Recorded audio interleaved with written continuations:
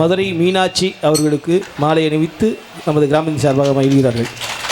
மலர் மாலை அணிவித்து கௌரவப்படுத்தியதற்கு எனது சார்பாகும் நாடக குழு சார்பாகவும் நன்றி கடந்த வணக்கம். முருகா முகுந்த மாள் மருகா முன்னவனா மூத்தவனா அனைவருக்கும் முதல்வனாய் விளங்கும் கணபதிக்கு பின்பிறந்தவன் முருகனி செந்தில் முதல்வனி மாயோன் மருகனி ஒரு கை முகன் தம்பியே உம்முடைய தண்டைக்கால் எப்பொழுதும் மறவாத நம்பியை வாழும் இக்குறிஞ்சிலுள்ள கொற்றவனுக்கு மகளாய் பிறப்படுக்க வைத்தாய். நம்பிக்கு மகளாய் பிறப்படுக்க வைத்து நற்தமிழ் மொழியாய் அனைத்து மக்களும் என்னை செல்லமாக ஒவ்வொரு இல்லத்திலும் உள்ளவர்களின் உள்ளத்திலும் வள்ளி வள்ளி வள்ளி என பெயர் பெறச் செய்து பற்பல வல்லுநர்களிடம் கல்வி பயின்று கற்றவரிடத்திலும் என்னை பெற்றவரிடத்திலும் சுற்றவரிடத்திலும் பேரும் புகழும் பெறச் செய்த கந்த பெருமானுக்கு நன்றி சொல்லத்தான் வேண்டும். மேலும் இக்குறிஞ்சிலுள்ள கொற்றவனுக்கு மகளாய் பிறப்படுக்க வைத்து தத்தி தத்தி தாவி குதித்து விளையாடும் பிள்ளை பிராயம் கடந்து துள்ளி திரியும் பள்ளி பருவத்தில் கூட என்னை யார் நகைக்காத வண்ணம் வள்ளி என பெயருக்கு தகுந்தாற்போல் பெரியவர் முதல் என்னில் சிறியவர் வரை யாரையும் பகைக்காத வாழ்வு கொடுத்த வடி வேலவா உன் பாதம் தொட்டு என் பணியை தூங்குகின்றேன் சுவாமி. 4:30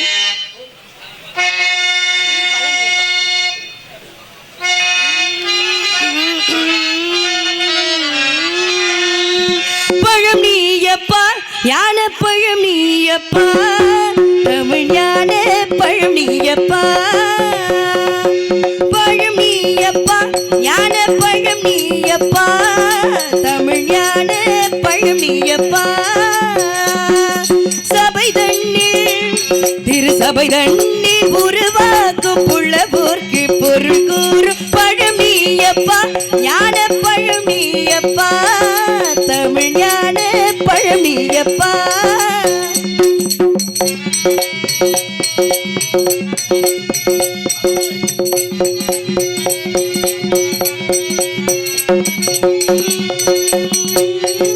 கண்ணொன்றில் கனலாய் வந்தாய் நெற்றி கண்ணொன்றில் கனலாய் வந்தாய் ஆறு கமலத்தில் உருவாய் நின்றாய் ஆறு கமலத்தில் உருவாய் நின்றாய்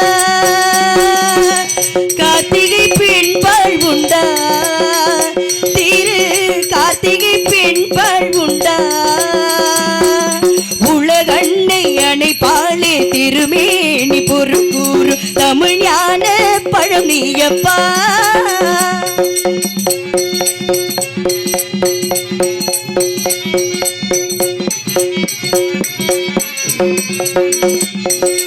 ஊருண்டு பேருண்டு உறவுண்டு சுகமுண்டு உற்றார் பெற்றாரும் உண்டு ஊருண்டு பேருண்டு உறவுண்டு சுகமுண்டு உற்றார் பெற்றாரும் உண்டு நீருண்ட மேகங்கள் நின்றாடும் கையிலேயே நீ வாழ இடமும் உண்டு நீருண்ட மேகங்கள் நின்றாடும் கையிலேயே நீ வாழ இடமும் உண்டு தாயுண்டு மனமுண்டு தாயுண்டு மனமுண்டு அன்புள்ள தந்தைக்கு தாயாக பாசம் உண்டு தத்துவம் தவறென்று சொல்லவும் அவ்வையே தமிழுக்கு உரிமை உண்டு.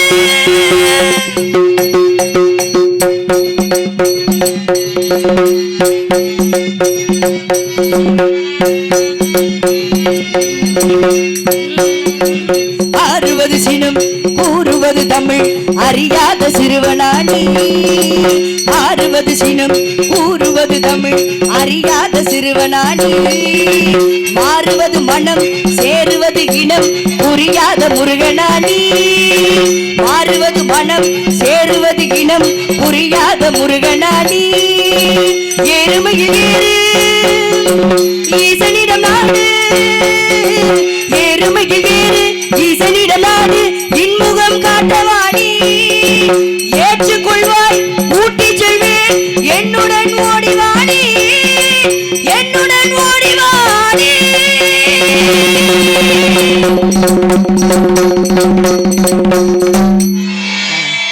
நன்றி கைதட்டிய உள்ளங்களுக்கு நன்றி நன்றி கிடந்த வணக்கம் வணக்கம் வணக்கம். கந்தரை பணிந்து காரியம் துவங்கியிருந்தாலும் காஞ்சியிலே காமாட்சியாகும் மதுரையின் பதியிலே மீனாட்சியாகும் காசியிலே விசாலாட்சியா விளங்கும் அந்த மதுரை மீனாட்சியின் பொற்பாதத்தை பணிந்து விட்டு ஏன்னா குப்பையை கூட கோபுரத்தில் வைக்கக்கூடிய சக்தி யாருக்கு இருக்கு அப்படின்னா என் தாய் மீனாட்சிக்கு மட்டுமே இருக்கு. பொதுவாகவே ஊருடைய எல்லை தெய்வமா நாட்டுடைய நான் வந்துட்டேன்னா கேள்வி கேட்க ஆரம்பிச்சுன்னா எல்லாரும் பதில் சொல்லணும். அதனால பொதுவாகவே ஊரோட எல்லை தெய்வமாக யாரை வைப்பாங்க அப்படின்னா முனியாண்டி வைப்பாங்க, கருப்பசாமி வைப்பாங்க, பாண்டியையா வைப்பாங்க. எல்லை தெய்வமாக அவங்கள தான் வைப்பாங்க. ஆண் தெய்வத்தை தான் வைப்பாங்க. பெண் தெய்வத்தை எல்லை தெய்வமாக கொண்ட ஊர் எது அப்படின்னா மதுரையின் பதி தான். எப்படி அப்படின்னா மதுரையே வெள்ளத்தில் முழுகுச்சு. மதுரை வெள்ளத்தில் முழுகுச்சா? மதுரையில் கடல் இருந்துச்சா? கடல் இருந்துச்சு. 7 கடல் இருந்துச்சு. அதனால தான் 7 கடல் வீதின்னு சொல்லி ஒரு இடம் தெரியுமா? மதுரையில் 7 கடல் வீதின்னு. அங்கே தான் காஞ்சன மாலைக்கும் மலையத்தூச பாண்டியனுக்கும் ஆலயம் இருக்குது. அம்மா திக்விஜயத்துக்கு போகும்போது அவங்க 2 பேரையும் சாமி கும்பிட்டுட்டு சித்திரை திருவிழா அப்போ அதுக்கப்புறம் தான் திக்விஜயத்துக்கு போவாங்க. அப்போ ஏற்பட்ட சிறப்பு இப்போயும் நடந்துட்டு சித்திரை திருவிழாவில். என்ன மதுரையே வெள்ளத்தில் முழுகும் போது யாருக்காக 7 கடலையே இணைச்சது அப்படின்னா தன்னுடைய மாமியார் காஞ்சன மாலைக்காக சொக்கநாதர் 7 கடலை இணைச்சாரா மதுரை என்பதில். இப்போலாம் மாமியாருக்காக 5 ரூபாய்க்கு பிஸ்கெட்டு பாக்கெட் கூட வாங்கி தர மாட்டாங்க. ஆனால் என்ன பண்ணாரா தன்னுடைய மாமியார் புனித நீரிலே நீராடணும்னு சொல்லி 7 கடலையும் மதுரையின் பதியில் இணைச்சாரா. இப்போ மதுரையே வெள்ளத்தில் முழுகும் போது மீனாட்சி போய் சொக்கநாதர்கிட்ட கேட்குற, ஐயா மதுரையே வெள்ளத்தில் முழுகிருச்சு, மதுரையை கட்டமைக்கணும், மதுரையோட எல்லையை காட்டுங்க அப்படின்னு சொல்லும் போது சொக்கநாதர் என்ன பண்ணுறாரா ஆதிசேஷன் என்ற பாம்பு எடுத்து விட்டு மதுரையோட 4 எல்லையும் காமிச்சு நிற்க சொல்கிறாரா. அந்த பாம்பு மதுரையோட 4 எல்லையும் காமிச்சு நிச்சு.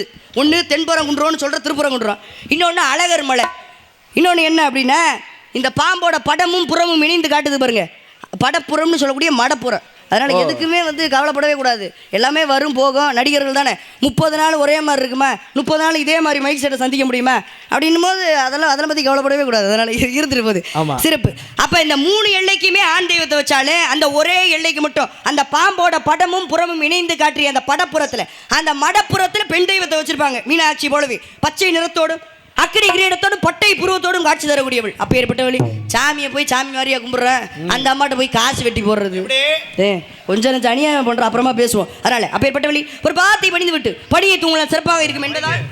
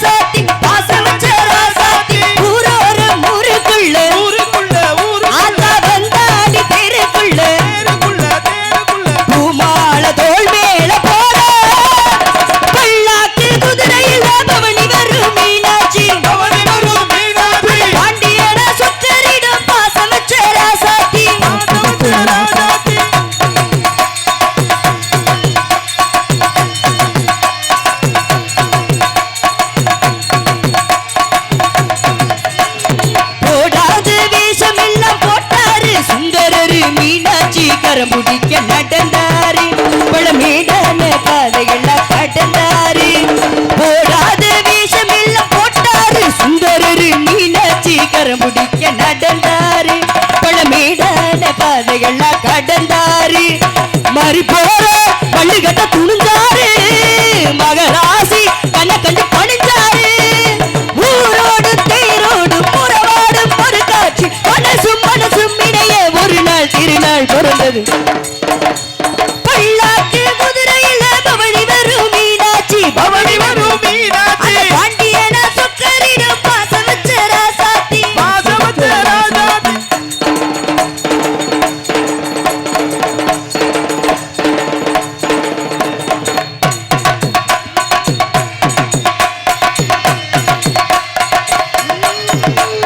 வீராதி வீரமுள்ள ராசாதி ராசனுக்கு பூமழை போடுமே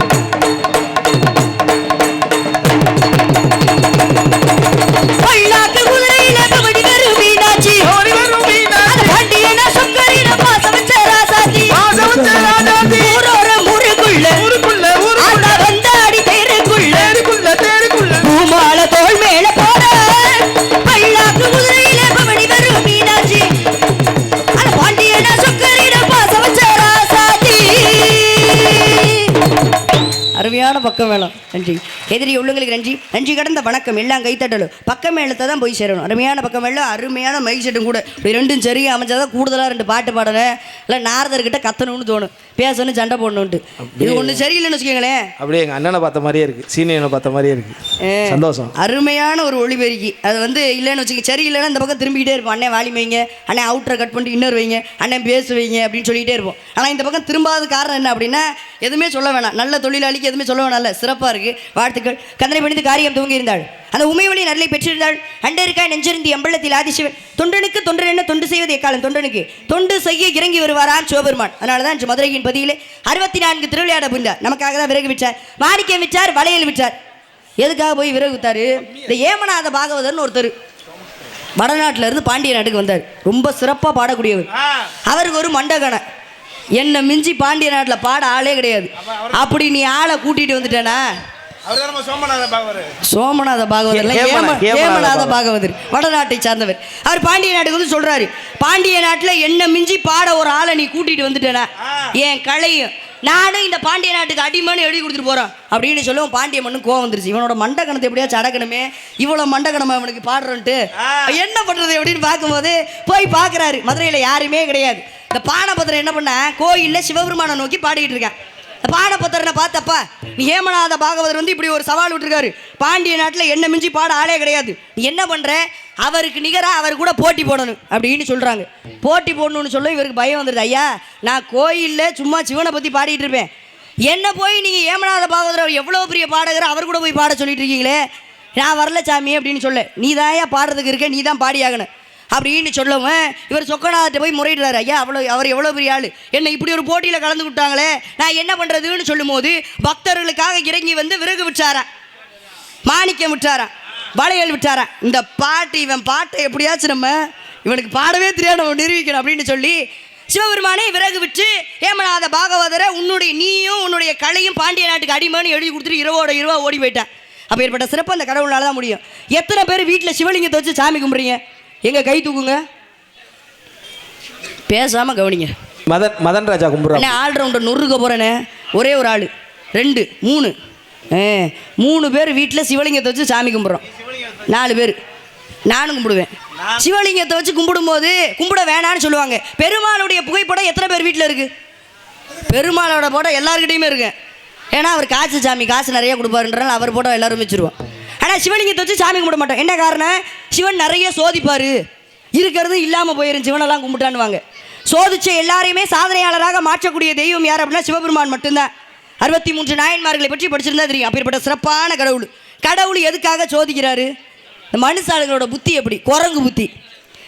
ஒரு வாரம் திருச்செந்தூர் முருகனை கும்பிடணும்னு தோணும். ஏண்டி, எல்லாருமே திருச்செந்தூரில் போய் பௌர்ணமிக்கு அந்த கடலுக்கிட்ட உட்காந்துட்டு வராளுங்க, கேட்குறதெல்லாம் கொடுக்குறாரா இந்த சுப்பிரமணிய கடவுள் அப்படின்னு சொல்லுவாங்க. ஏன்னா சுக்குக்கு மிஞ்சிய மருந்தும் இல்லை, சுப்பிரமணியனுக்கு மிஞ்சின கடவுளும் இல்லைன்னாங்க. 108 நாமங்கள் இருக்குது முருகப்பெருமானுக்கு. ஏன் குறிப்பிட்டு சுப்பிரமணியனுக்கு மிஞ்சின கடவுள் இல்லைன்னாங்க? திருச்செந்தூரில் தான் முருகப்பெருமானுக்கு சுப்பிரமணியன் என்ற பெயர். இந்த சுப்பிரமணியன் கோயிலில், இந்த திருச்செந்தூரில் பன்னீர் இலையில விபூதி கொடுப்பாங்க. இந்த பன்னீர் இலையில கொடுக்கக்கூடிய விபூதி எடுத்து பூசணும் அப்படின்னா எப்பேற்பட்ட நோயாக இருந்தாலும் தீரும் என்பது ஐதீகம். இப்போ வரைக்கும் நடந்துக்கிட்டு இருக்கு. ஆனால் வாங்குறது கொஞ்சம் கஷ்டம். பன்னீர் இலைனா பன்னீர் இலைலாம் அந்த வாடகை வராது. கொடுக்கக்கூடிய இலையில் பன்னீர் கோடுகள் இருக்குமா, அந்த விபூதியை வாங்கி பூசணும் அப்படின்னா எப்பேற்பட்ட நோயாக இருந்தாலும் தீரும் என்பது ஐதீகம். அப்போ சாமிலாம் இல்லைன்னு நம்ம ஒரு வார்த்தை சொல்லவே முடியாது. அதெல்லாம் சுக்குக்கு மிஞ்சிய மருந்தும் இல்லை, சுப்பிரமணியனுக்கு மிஞ்சின கடவுளும் இல்லை அப்படின்னாங்க. இந்த திருச்செந்தூர் முருகன் சரிப்பட்டு வரலன்னு வச்சுக்கோங்க, நேராக போயிடுறது திருப்பதிக்கு. ஆந்திராவில் போய் சாமி கும்பிடுவோம் நாங்கள், சும்மா கிடையாது. இங்கே இருக்கிற சாமியெல்லாம் கும்பிட மாட்டேன், நம்ம நாட்டில் இருக்கவங்களாம் வாழ வைக்க மாட்டோம். நேராக ஆந்திராவுக்கு போயிடுது, ஆந்திராக்காரங்களை வாழ வச்சா நம்மளாம் சந்தோஷமாக இருக்குது. அங்கே இருக்கிறது பெருமாளே இல்லைன்னு சொல்லிட்டு இருக்காங்க. குன்று இருக்கும் இடமெல்லாம் குமரன் இருப்பான் என்பதே ஐதீகம். ஏயா போய் பெருமாள் மலையில் உட்காந்தாரு அப்படின்னு கேட்குறாங்க. அது முருகப்பெருமானோட கோயிலுன்னு சொன்னாங்கன்னா நம்ம கூட்டாங்க போகுமா? புரட்டாசி மாதம் விரதம் 1 மாதம் இருந்து போய் போடுவோம். ஒருத்தவங்களாம் 2 மாதத்துக்கு முன்னாடி 1,50,000 ரூபாய்க்கு ஐஃபோனை போய் உண்டியலில் போட்டு வந்திருக்கேன். தெரியாமல் விழுந்துருச்சு, கொடுங்கன்னு சொல்லி கேட்டிருக்கேன். கோயில் சொத்து போப்பான்னு அமுச்சு விட்டாங்களாம். என்ன பண்ண, அப்படிலாம் இருக்குது. போன வருஷம் மட்டுமே 250 கோடி வசூலாகிருக்கு திருப்பதிக்கு, 220 கோடி வசூலாகிருக்கு திருச்செந்தூருக்கு. என்ன காரணம்? எல்லா காசையும் போய் சாமிக்கு போட்டுட்டு சாமிக்கிட்ட போய் காசு கேட்குறது, காசு கொடுன்னு சொல்லி. சாமி கேட்டுச்சு. அதெல்லாம் நம்ம ஊரில் இல்லாத, தெய்வத்துக்கு இல்லாத சக்தியா? திருவண்ணாமலை மட்டும்தான் நினைத்தாலே முக்தினாங்க. எந்த உலகத்தில் எந்த சாமிக்கு நினைத்தாலே முக்தினாங்க? திருவண்ணாமலை மட்டும்தான். அது நம்ம நாட்டில் தானே இருக்குது. ஏன் திருவண்ணாமலை மட்டும் நினைத்தாலே முக்தினாங்க? ஏன்னா மனசார திருவண்ணாமலை நடத்தாலே முக்தி கிடைக்குமா? 7 ஜென்மம் சிவபெருமான் வாழ்ந்ததாக சொல்லப்படுது திருவண்ணாமலையில். அதனால தான் திருவண்ணாமலை மட்டும் நினைத்தாலே முக்தினாங்க. அப்போ ஏற்பட்ட ஆலயத்தெல்லாம் விட்டுட்டு வெளியூருக்கு போய் வெளிநாட்டுக்கு போய் சாமி கும்பிட்டு வெளிநாட்டுக்காரங்களை வாழ வச்சா நம்மளாம் சந்தோஷமா இருக்கு. என்ன பண்ண எல்லாரும் பார்த்துக்கோங்க, நம்ம ஊர் சாமியை தான் கும்பிடுறோம். அதனால அந்த பரம்பொருள் நீ அதில் பேச்சு விட்டு 5:30 கரெக்டா எடுகந்தானடி தில்லையிலே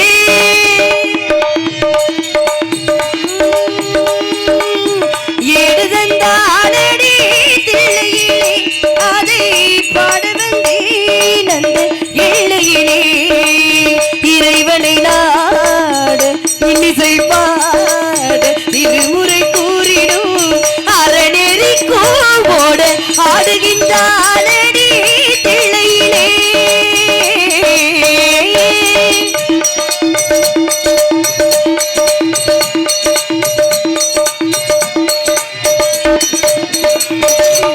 எட்டிலும் மூவரை எழுத வைத்தார், எட்டிலும் மூவரை எழுத வைத்தார், அந்த பாட்டையும் அவனே பாட வைத்தார், பாட்டையும் அவனே பாட வைத்தார், நாட்டையும் தமிழையும் வாழ வைத்தார், நாட்டையும் தமிழையும் வாழ வைத்தார், அவன் நமக்கென்று உள்ளதை வழங்கிவிட்டார், நமக்கென்று உள்ளதை வழங்கிவிட்டார்.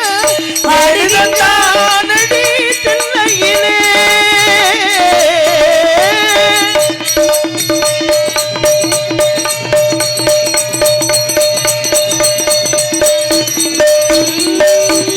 தந்தையும் தாயும் போல் அவன் இருப்பான், ஒரு தந்தையும் தாயும் அவனுக்கில்லை, தந்தையும் தாயும் போல் அவன் இருப்பான், ஒரு தந்தையும் தாயும் அவனுக்கில்லை. அந்நாள் தொடங்கி இந்நாள் வரையில், அந்நாள் தொடங்கி இந்நாள் வரையில் அவனன்றி எதுவுமே நடப்பதில்லை, சிவனன்றி எதுவுமே நடப்பதில்லை. ஆடுகின்றானடி தில்லையிலே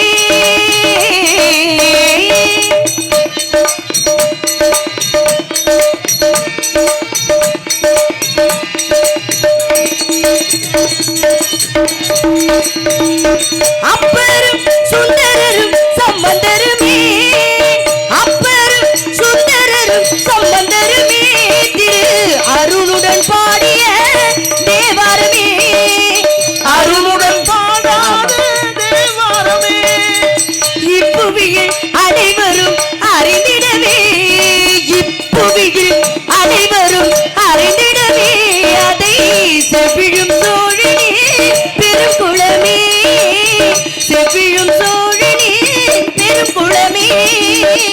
பாடுகின்றானடி தில்லையிலே அதை பாட வந்தேன் இந்த எல்லையிலே, இறைவனை நாட இன்னிசை பாட இருமுறை கூறிடும் அறநெறி கோட ஆடுகின்றானடி தில்லையிலே.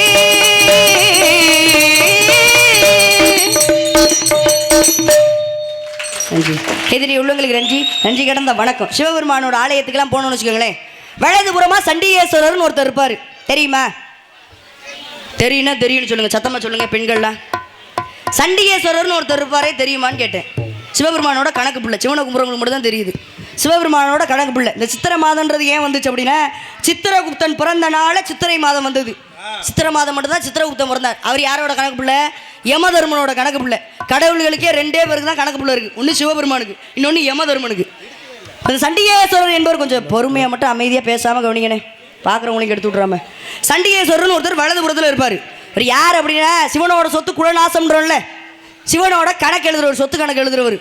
அவரை போய் கும்பிட்டுட்டு வந்தோம். சிவனை கும்பிட்டுட்டு வலதுபுறத்தில் இவரை போய் கும்பிட போனோன்னா எப்படி கும்பிடணும்?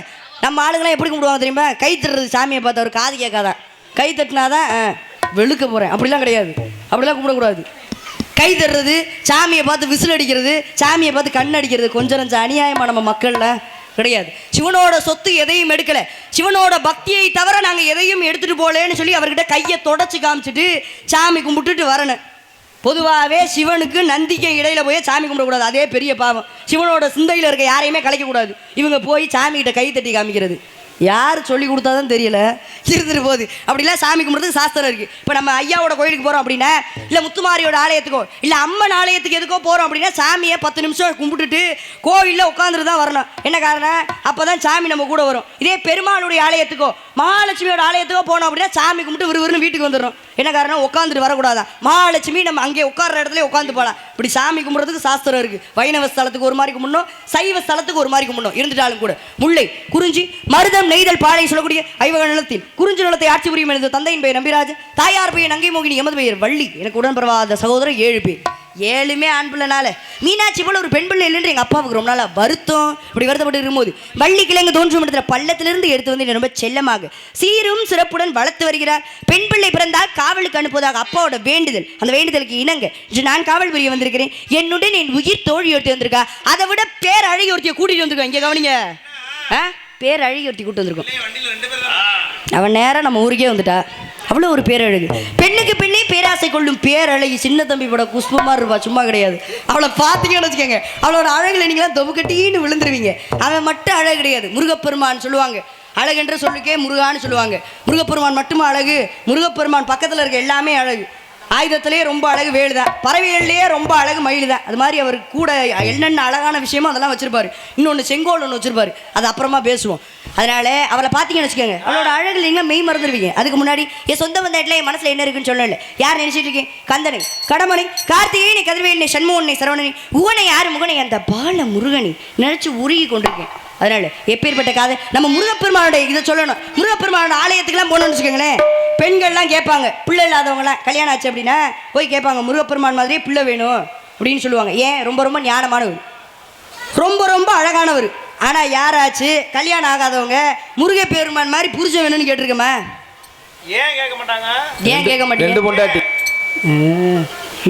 முருகப்பெருமானுக்கு 2 பொண்டாட்டி, அதனால கேட்க மாட்டோம் முருகர் மாதிரியே புருஷன் வேணும்ட்டு. ஆனால் அருணகிரிநாதர் என்ன சொல்கிறாரு?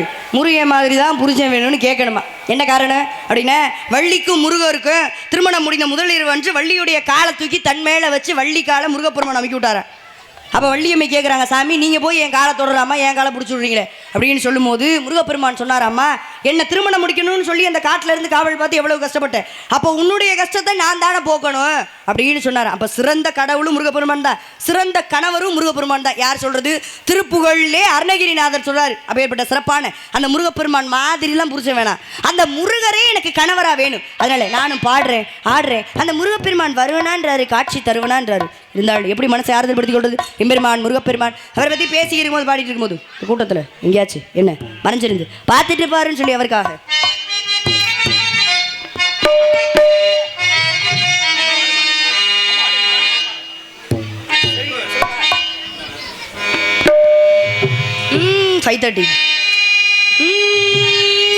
மறைந்திருந்தே பார்க்கும் மருமம் என்ன